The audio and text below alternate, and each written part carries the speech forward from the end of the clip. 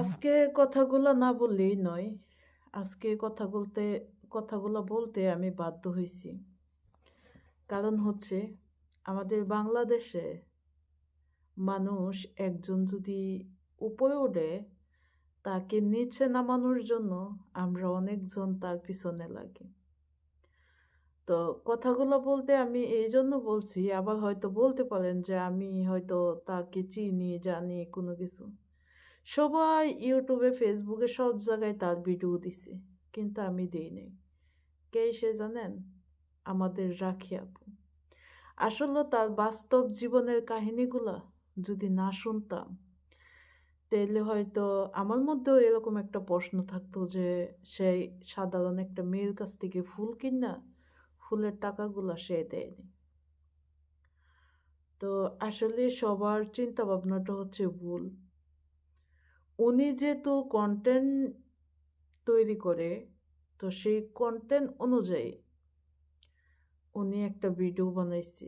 আর সেই ভিডিওর মধ্যে সবাই তাকে নিয়ে অনেক, তার 14 গোষ্ঠী ধইরা তাকে অনেক কিছুই বলছে।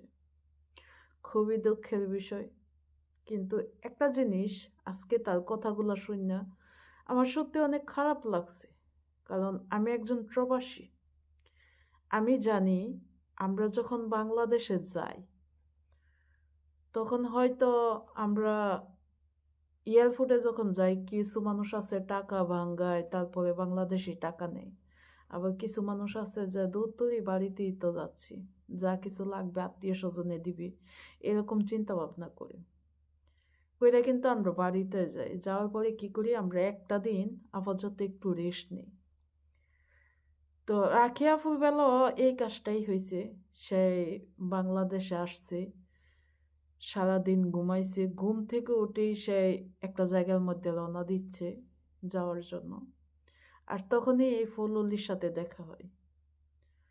দেখা হওয়ার পরে এই ফুলওলির কাছ থেকে ফুল নিতে চাইছিল, কিন্তু সেই ভিডিওটা কন্টেন্ট হিসাবে তৈরি করতে যায় তার 20টা টাকা দিতে পারে নাই। এর আগে আবার ট্রাফিকও ছেড়ে দিছে। তো সেই জন্য চলে গেছে। আমরা বাঙালিরা কোনো কিছু না জানি না, না বুঝা একজন মানুষকে মানে কিভাবে যে নিচে নামামো সেই চিন্তা করি।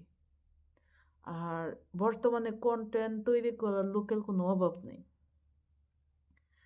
তো এই মেয়েটার পরিচয় সব কিছু খোঁজখবর নিয়ে ওই ফুলুলিরে দিয়ে আবার ভিডিও বানাইছে যে আপনি 20 টাকা দেয় নাই, আপনি তাহলে বলেন যে আপনি আমার কাছে আসেন, আমিও 300 টাকা দিব। এরকম ভিডিও তৈরি করছে, কন্টেন্ট যারা তৈরি করছে। কিন্তু সে আসলে কে না চায় দুনিয়ার মধ্যে ভাইরাল হওয়ার জন্য? সবাই চায়। তো সে আবার মজা নিচ্ছিল, তার মুখের যে কথাগুলো শুনলাম আর যে কিবরিয়া ভাইয়ের অনুষ্ঠানের মধ্যে। আসলে মানুষের জীবনে কোনো কিছু না জানলে আমরা তার সম্বন্ধে এত কিছু কথা বলতে পারি না। মানুষের সম্পর্কে জানতে হয়, বুঝতে হয়। আর এখন হইছে অনলাইনের যুগ। আমরা চোখে যা দেখি তা মাঝে মধ্যে মিথ্যা হয়ে যায়, আবার সত্যটাকে আমরা মিথ্যা মনে করি। তো আশা করব আপনারা কোনো কিছু বলার আগে ও বিষয়ে চিন্তা ভাবনা করে বলবেন। কারণ এই যে আপনারা তার 14 গোষ্ঠী তুল্যা কথাগুলা বলছেন, উনি যে কষ্টটা পাইছে সেই কষ্টের হাহাকার আপনাদেরকে কেউ ক্ষমা করবে? বিনা কারণে ওনাকে এতগুলা কথা বলছেন, তাও ওর 14 গোষ্ঠী নিয়ে। তো আমার ভিডিওটা করার উদ্দেশ্য হলো, আমরা অনলাইনে যে কোনো জিনিস দেখি, আমরা আগে চিন্তা করব, তারপরে একজনের সম্বন্ধে বাজে মন্তব্য করব। আমার ভিডিওটা যদি ভালো লাগে আমার চ্যানেলটাকে সাবস্ক্রাইব দিবেন, লাইক কমেন্ট করবেন, আর আমার কথাগুলো সঠিক কিনা সেটাও জানাবেন। তো সবাই ভালো থাকবেন। আল্লাহ হাফিজ।